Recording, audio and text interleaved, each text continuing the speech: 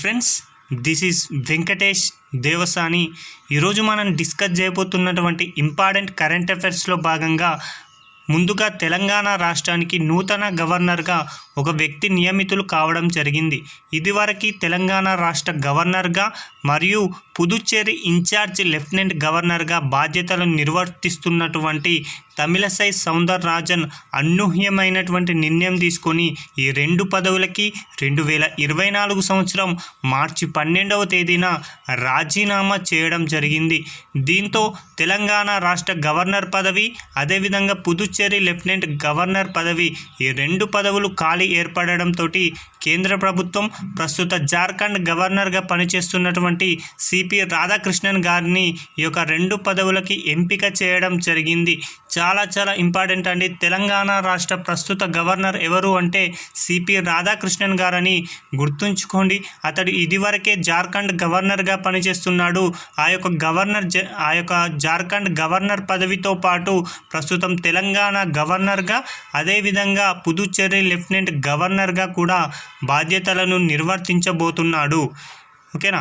అయితే ఈ యొక్క సిపి రాధాకృష్ణన్ గారు ప్రస్తుతం జార్ఖండ్ గవర్నర్ అంటున్నాం, అదేవిధంగా తెలంగాణ రాష్ట్ర గవర్నర్ అంటున్నాం, అదేవిధంగా పుదుచ్చేరి లెఫ్టినెంట్ గవర్నర్గా అదనపు బాధ్యతలను నిర్వర్తిస్తున్నారు అంటున్నాం. ఒక వ్యక్తి ఒకటి కంటే మించిన రాష్ట్రాలకి గవర్నర్గా వ్యవహరించవచ్చా అంటే వ్యవహరించవచ్చండి. అలాంటి వెసులుబాటును భారత రాజ్యాంగంలో కల్పించడం జరిగింది. ఆర్టికల్ 153 ఏం చెప్తుంది అంటే ప్రతి రాష్ట్రానికి ఒక గవర్నర్ అనేటువంటి వ్యక్తి ఉంటాడు అని చెప్పడం జరుగుతుంది. అయితే ఆ యొక్క 153 అనేటువంటి ఆర్టికల్కి 1956లో 7వ రాజ్యాంగ సవరణ చేసి ఒక అంశాన్ని చేర్చడం జరిగింది. ఒక సమయంలో ఒక వ్యక్తి ఒకటికి మించిన రాష్ట్రాలకు కూడా గవర్నర్గా పనిచేయడానికి అవకాశాన్ని కల్పించడం జరిగింది 7వ రాజ్యాంగ సవరణ. కాబట్టి ఇక్కడ 1956లో చేసిన 7వ రాజ్యాంగ సవరణ ఎగ్జామ్ పాయింట్ ఆఫ్ వ్యూలో చాలా ఇంపార్టెంట్ అండి. ఒక వ్యక్తి ఏకకాలంలో ఒకటి కంటే ఎక్కువ రాష్ట్రాలకి గవర్నర్గా వ్యవహరించేటువంటి అవకాశాన్ని కల్పించడం జరిగింది. అందుచేతనే ప్రస్తుతం ఉన్న సిపి రాధాకృష్ణన్ గారు ఇటు జార్ఖండ్ గవర్నర్గా, తెలంగాణ గవర్నర్గా మరియు అదనంగా పుదుచ్చేరి లెఫ్టినెంట్ గవర్నర్గా బాధ్యతలను నిర్వర్తిస్తున్నాడు. అలా నిర్వర్తించేటువంటి వెసులుబాటును కల్పించిన రాజ్యాంగ సవరణ 7వ రాజ్యాంగ సవరణ. దానిని 1956లో చేశారని గుర్తుంచుకుంటే సరిపోతుంది. మరొక అంశం అండి, ఆర్టికల్ 239 ఏం చెప్తుంది భారత రాజ్యాంగంలో అంటే గవర్నర్ కేంద్రపాలిత ప్రాంతాల బాధ్యతలను కూడా అదనంగా నిర్వర్తించవచ్చు. అందుచేతనే సిపి రాధాకృష్ణన్ గారు తెలంగాణ, జార్ఖండ్ రాష్ట్ర గవర్నర్ బాధ్యతలతో పాటు పుదుచ్చేరి యొక్క బాధ్యతలను అదనంగా నిర్వర్తిస్తున్నాడు. అలా పుదుచ్చేరి యొక్క అదనపు బాధ్యతలను నిర్వర్తించడానికి వెసులుబాటు కల్పించినటువంటి ఆర్టికల్ ఏది అంటే ఆర్టికల్ 239 అని గుర్తుంచుకుంటే సరిపోతుంది. ఇలా నూతనంగా తెలంగాణ రాష్ట్ర గవర్నర్గా ఎంపికైనటువంటి సిపి రాధాకృష్ణన్ గారి చేత ప్రమాణ స్వీకారం చేయించినది ఎవరు అంటే ప్రస్తుత తెలంగాణ రాష్ట్ర హైకోర్టు ప్రధాన న్యాయమూర్తి అయినటువంటి అలోక్ ఆరాధే గారని గుర్తుంచుకుంటే సరిపోతుంది. చాలా ఇంపార్టెంట్ అండి. ఎగ్జామ్ పాయింట్ ఆఫ్ వ్యూ ఇలా కూడా ప్రశ్న అడగడానికి అవకాశం ఉంది. గవర్నర్గా నియమించేటువంటి వ్యక్తి చేత ప్రమాణ స్వీకారం చేయించేది ఎవరు అని ఇస్తాడు. 4 ఆప్షన్స్ ఇస్తారండి. రాష్ట్రపతి, అదేవిధంగా సుప్రీంకోర్టు ప్రధాన న్యాయమూర్తి, హైకోర్టు ప్రధాన న్యాయమూర్తి మరియు ఉపరాష్ట్రపతి. ఇలాంటి డిఫరెంట్ ఆప్షన్స్ ఇచ్చి మనల్ని కన్ఫ్యూజ్ చేయడానికి అవకాశం ఉంది. కాబట్టి గవర్నర్ చేత ప్రమాణ స్వీకారం చేసేది ఆ రాష్ట్ర హైకోర్టు ప్రధాన న్యాయమూర్తి అని గుర్తుంచుకుంటే సరిపోతుంది. అలా ప్రమాణ స్వీకారం గురించి, గవర్నర్ యొక్క ప్రమాణ స్వీకారం గురించి భారత రాజ్యాంగంలో తెలియజేసేటువంటి ఆర్టికల్ ఏంటి అంటే 159 అని గుర్తుంచుకోండి. అదేవిధంగా రాష్ట్రానికి సంబంధించి గవర్నర్ని ఎవరు నియమిస్తారంటే భారత రాష్ట్రపతి గారు నియమించడం జరుగుతుంది. అలా భారత రాష్ట్రపతి గారు నియమించేటువంటి అవకాశాన్ని కల్పించిన భారత రాజ్యాంగంలోని అధికరణ 155 అని గుర్తుంచుకోండి. అదేవిధంగా ప్రస్తుతం ఇతడు తెలంగాణ రాష్ట్రానికి 3వ గవర్నర్ అండి సిపి రాధాకృష్ణన్ గారు. అలా తెలంగాణ రాష్ట్రం 2014 జూన్ 2న ఏర్పడిన తర్వాత తెలంగాణ గవర్నర్గా నియమించబడిన మొదటి వ్యక్తి ఈఎస్ఎల్ నరసింహన్. ఆ తదుపరి తమిళసై సౌందరరాజన్ మరియు ఇప్పుడు సిపి రాధాకృష్ణన్ గారని గుర్తుంచుకోండి. తమిళసై సౌందరరాజన్ 2019 సెప్టెంబర్లో తెలంగాణ గవర్నర్గా నియమించగా 2024 మార్చి 12 వరకు తన యొక్క పదవీ బాధ్యతలను తెలంగాణలో నిర్వర్తించడం జరిగింది. అదేవిధంగా తమిళసై సౌందరరాజన్ గారు పుదుచ్చేరి లెఫ్టినెంట్ గవర్నర్ బాధ్యతలని 2021 ఫిబ్రవరిలో తీసుకోవడం జరిగింది. ఇదండి తెలంగాణ రాష్ట్ర నూతన గవర్నర్ గురించి డిస్కస్ చేయడం జరిగింది. మరొక అంశం ఏబెల్ ప్రైజ్ 2024 చాలా ఇంపార్టెంట్ అండి. అవార్డ్స్ పైన తరచూ ఎగ్జామ్లో ప్రశ్నలని అడగడం జరుగుతుంది. అలా 2024 సంవత్సరంలో ఏబెల్ ప్రైజ్ని కూడా ప్రకటించడం జరిగింది.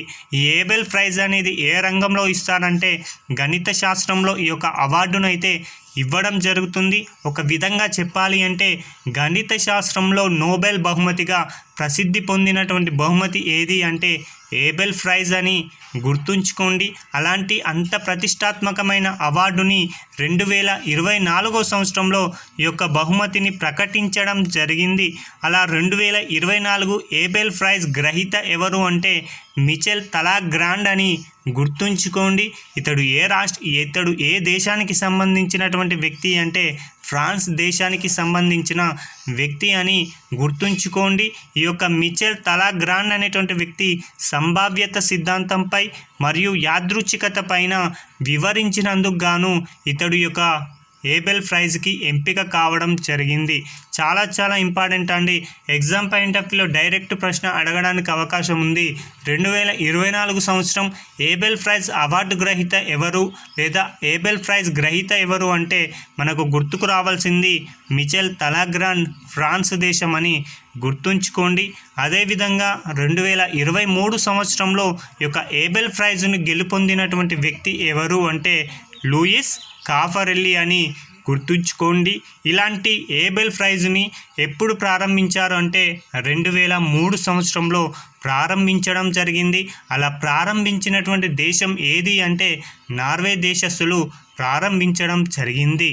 అయితే గణిత శాస్త్రం అంటున్నాం కాబట్టి ప్రపంచ స్థాయిలో అదేవిధంగా జాతీయ స్థాయిలో గణిత దినోత్సవం అనేది నిర్వహించడం జరుగుతుంది ప్రతి ఏటా. అలా ఇంటర్నేషనల్ మ్యాథ్స్ డేగా మార్చి 14వ తేదీన ప్రతి సంవత్సరం కూడా నిర్వహించడం జరుగుతుంది. చాలా ఇంపార్టెంట్ అండి. ఇంటర్నేషనల్ మ్యాథ్స్ డే అంటే మార్చి 14, అదే నేషనల్ మ్యాథ్స్ డే అంటే డిసెంబర్ 22 అని గుర్తుంచుకుంటే సరిపోతుంది. కాబట్టి ఏబెల్ ప్రైజ్ 2024 గ్రహీత ఎవరు అంటే మిచెల్ తలాగ్రాండ్ అని గుర్తుంచుకోండి, ఫ్రాన్స్ దేశస్థుడు. మరొక ఇంపార్టెంట్ ప్రైజ్ అండి బహుమతి, అదే ప్రిట్జికర్ బహుమతి. ఈ యొక్క ప్రిట్జికర్ బహుమతి అనేది ముందుగా ఏ రంగంలో ఇస్తారనేది తెలుసుండాలి. ఈ యొక్క ప్రిట్జికర్ బహుమతి అనేది ఆర్కిటెక్చర్ రంగంలో ఇవ్వడం జరుగుతుంది. చాలా ఇంపార్టెంట్ అండి. ప్రిట్జికర్ అవార్డు అనేది ఏ రంగంలో ఇస్తారంటాడు కాబట్టి ఆర్కిటెక్చర్ రంగంలో ఇవ్వడం జరుగుతుంది. ఈ యొక్క ప్రిట్జికర్ అవార్డు అనేది ఆర్కిటెక్చర్ రంగంలో నోబెల్ బహుమతిగా ప్రసిద్ధి పొందింది. చాలా ఇంపార్టెంట్ అండి.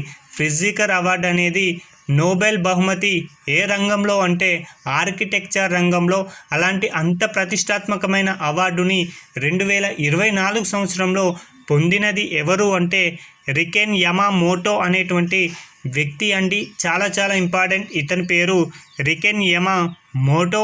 ఇతడు ఏ దేశస్థుడు అంటే జపాన్ దేశస్థుడని గుర్తుంచుకుంటే సరిపోతుంది.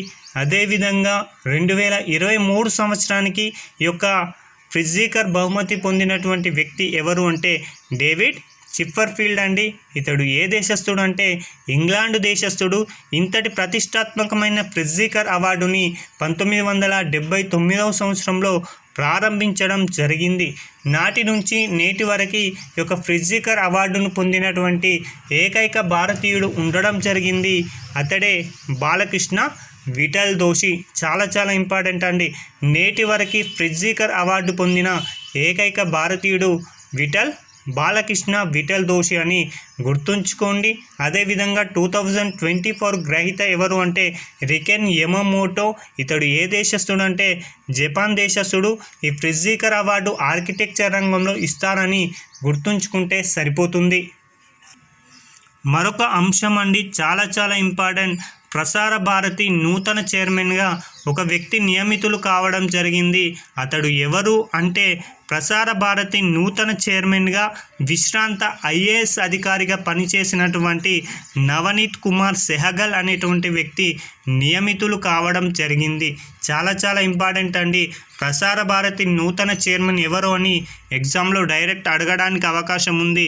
కాబట్టి నవనీత్ కుమార్ సెహగల్ అని గుర్తుంచుకుంటే సరిపోతుంది.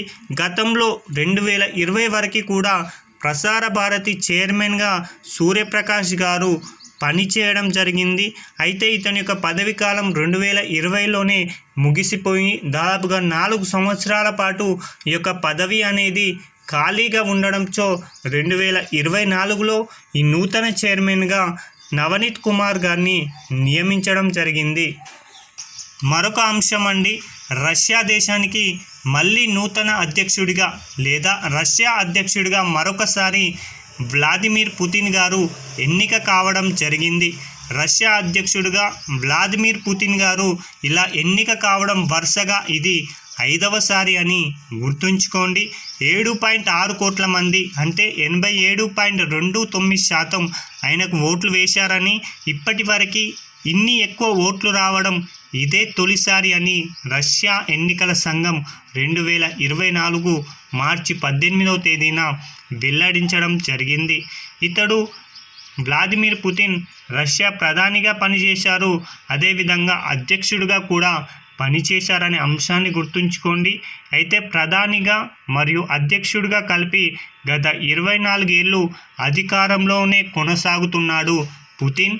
అయితే వ్లాదిమిర్ను రష్యా దేశాన్ని సుదీర్ఘ పాలించిన నేతగా త్వరలో రికార్డును సాధించబోతున్నాడు.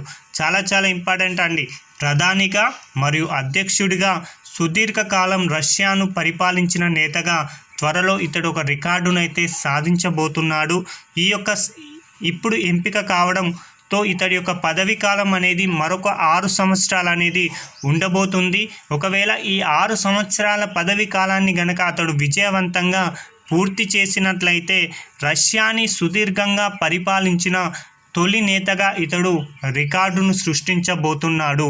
అయితే ఈ యొక్క రికార్డు అనేది గతంలో సోవియట్ యూనియన్ దాదాపుగా 29 సంవత్సరాలు పాలించినటువంటి జోసెఫ్ స్టాలిన్ పేరు మీదుగా ఉండడం జరిగింది. అయితే ఈ యొక్క రికార్డుని వ్లాదిమిర్ పుతిన్ 2029లో సాధించబోతున్నాడు. దీంతో ఇప్పటి వరకు 24 సంవత్సరాలుగా పనిచేసిన పుతిన్ మరొక 6 సంవత్సరాలు అంటే ఈ పదవీ కాలం ముగిసిపోతే దాదాపుగా 30 సంవత్సరాలు రష్యాను పాలించిన నేతగా ఉండబోతున్నాడు. కాబట్టి ఈ యొక్క రికార్డునైతే 2029లో సాధించబోతున్నాడు. ఇవన్నీ ఎగ్జామ్ పాయింట్ ఆఫ్ వ్యూలో చాలా ఇంపార్టెంట్ అండి. మరొక అంశం అండి, వరల్డ్ ఎయిర్ క్వాలిటీ రిపోర్ట్ 2024న విడుదల చేయడం జరిగింది. ఈ రిపోర్టు పైన తరచూ ఎగ్జామ్లో ప్రశ్నలు అడుగుతూనే ఉన్నాడు. కాబట్టి ఈ రిపోర్ట్లో ఉన్నటువంటి ముఖ్యమైన అంశాలను ఇక్కడ డిస్కస్ చేయబోతున్నాం. ప్రపంచంలోనే అత్యంత కాలుష్యతమైన రాజధానిగా భారతదేశంలో ఉన్నటువంటి ఢిల్లీ అనేది చెత్త రికార్డును మూటగట్టుకుంది. భారతదేశ రాజధాని అయినటువంటి ఢిల్లీ నేడు ప్రపంచంలోనే అత్యంత కాలుష్యతమైన రాజధాని అనేటువంటి ఒక అపఖ్యాతిని మూటకట్టుకోవడం జరిగింది. అదేవిధంగా మరొక అంశం ఉంది, గమనించండి. ప్రపంచంలోనే ఎక్కువ కాలుష్యభరితమైన మెట్రోపాలిటన్ ప్రాంతం అంటే మాత్రం బెగుసరాయ్ అని గుర్తుంచుకోండి. ఓకేనా. ప్రపంచంలో అత్యంత కాలుష్యతమైన రాజధాని అంటే మాత్రం ఢిల్లీ. అదే ప్రపంచంలో అత్యంత కాలుష్యతమైన మెట్రోపాలిటన్ ప్రాంతం అంటే మాత్రం బెగుసరాయ్ అని గుర్తుంచుకోండి. ఇలాంటి కాలుష్యభరితమైన రిపోర్టుని ఎవరు విడుదల చేశారు అంటే స్విట్జర్లాండ్కు చెందినటువంటి ఐక్యూ ఎయిర్ అనేటువంటి సంస్థ తాజాగా ఈ రిపోర్ట్ను వెల్లడించడం జరిగింది. 2018 నుంచి ఈ యొక్క రిపోర్ట్ని అయితే విడుదల చేయడం జరుగుతుంది. అయితే ఈ రిపోర్టు విడుదల చేసినప్పటి నుంచి ఢిల్లీ 4 సార్లు మొదటి ప్లేస్లోనే నిలవడం జరిగింది. చాలా చాలా ఇంపార్టెంట్ అండి. ఎప్పటి నుంచి ఈ సంస్థ తన యొక్క నివేదికను విడుదల చేస్తుందంటే 2018 సంవత్సరం నుంచి అని గుర్తుంచుకోండి. అయితే ఈ సంస్థ విడుదల చేసిన రిపోర్ట్లో 4 సార్లు ఢిల్లీయే మొదటి ప్లేస్లో నిలవడం జరిగింది. గాలి నాణ్యతకు ప్రమాణంగా తీసుకునేటువంటి PM 2.5 ధూళి కణాలు క్యూబిక్ మీటర్కి 79.9 మైక్రోగ్రాములతో బంగ్లాదేశ్ అనేది అత్యంత కాలుష్యపూరితమైన దేశాల లిస్టులో ఉండడం జరిగింది. ఓకేనా. గాలి నాణ్యతకు మనం ప్రామాణికంగా PM 2.5 అనేటువంటి ధూళి కణాలని తీసుకోవడం జరుగుతుంది ప్రతి క్యూబిక్ మీటర్కి. అలాంటి క్యూబిక్ మీటర్కి 79.9 మైక్రోగ్రాములతో మొదటి స్థానంలో బంగ్లాదేశ్ అనేది నిలిచి ప్రపంచంలోనే అత్యంత కాలుష్యపూరిత దేశాల లిస్టులో చోటు సంపాదించుకోవడం జరిగింది. కాబట్టి మొదటి స్థానంలో ప్రపంచంలో అత్యంత కాలుష్యపూరితమైన దేశాల జాబితాలో మొదటి స్థానంలో బంగ్లాదేశ్ ఉండగా రెండవ స్థానంలో పాకిస్తాన్ నిలవడం జరిగింది. పాకిస్తాన్ ఒక క్యూబిక్ మీటర్కి 73.7 మైక్రోగ్రాముల PM 2.5 ధూళి కణాలు ఉండడం జరిగాయి. అదేవిధంగా మన ఇండియా అనేది 3వ స్థానంలో నిలిచింది 54.4 మైక్రోగ్రాములతో అని గుర్తుంచుకోండి. ఇక ప్రాంతాల వారీగా చూస్తే క్యూబిక్ మీటర్కు 118.9 మైక్రోగ్రాముల PM 2.5 ధూళి కణాలతో బెగుసరాయ్ ప్రపంచంలోనే అత్యంత కాలుషితమైన మెట్రోపాలిటన్గా నిలిచిందని ఇందాకే డిస్కస్ చేసుకోవడం జరిగింది. ఢిల్లీ PM 2.5 స్థాయిలు క్యూబిక్ మీటర్కి 92.7 మైక్రోగ్రాములుగా ఉండడం జరిగింది. ఓకేనా. ఢిల్లీ సిటీలో ఈ యొక్క PM 2.5 ఎన్ని మైక్రోగ్రాముల ధూళి కణాలు ఉన్నాయి క్యూబిక్ మీటర్కి అంటే 92.7 మైక్రోగ్రాములని గుర్తుంచుకుంటే సరిపోతుంది. ఇక్కడ నుంచి మనకి ఎగ్జామ్ పాయింట్ ఆఫ్ వ్యూలో ఏ విధంగా ప్రశ్నలు అడుగుతాడంటే ప్రపంచంలోనే అత్యంత కాలుష్యితమైన రాజధాని ఏది అంటే ఒకటి ఢిల్లీ అని గుర్తుంచుకోండి. అదేవిధంగా మెట్రోపాలిటన్ ప్రాంతం అంటే మాత్రం బెగుసరాయ్ అని గుర్తుంచుకోండి. అదేవిధంగా దేశం అంటే మాత్రం బంగ్లాదేశ్ అని గుర్తుంచుకోండి. ఈ ప్రపంచంలో అత్యంత కాలుష్యితమైన దేశాల జాబితాలో భారత్ 3వ స్థానంలో నిలిచింది. ఏ రిపోర్టు ప్రకారం అంటే ఐక్యూర్ అనేటువంటి సంస్థ విడుదల చేసినటువంటి ఐక్యూఏర్ అనేటువంటి సంస్థ విడుదల చేసిన రిపోర్ట్ ఆధారంగాని గుర్తుంచుకుంటే సరిపోతుంది. ఓకేనా. Thank you. మరొక అంశం అండి, ఇప్పుడు చెప్పిన క్లాస్కు సంబంధించిన పీడిఎఫ్ని సాయంత్రంలోగా మన టెలిగ్రామ్ ఛానల్లో అప్లోడ్ చేయడం జరుగుతుంది. కాబట్టి టెలిగ్రామ్ గ్రూప్లో జాయిన్ కావాలనుకునేటువంటి వారికి లింక్ని కామెంట్ బాక్స్లో అప్లోడ్ చేయడం జరుగుతుంది. కాబట్టి ఎవరైతే ఈ పీడిఎఫ్ కావాలనుకునేవారు అక్కడ ఉన్నటువంటి లింకు ద్వారా జాయిన్ అయి ఈ యొక్క పీడిఎఫ్ని డౌన్లోడ్ చేసుకోగలరు. Thank you.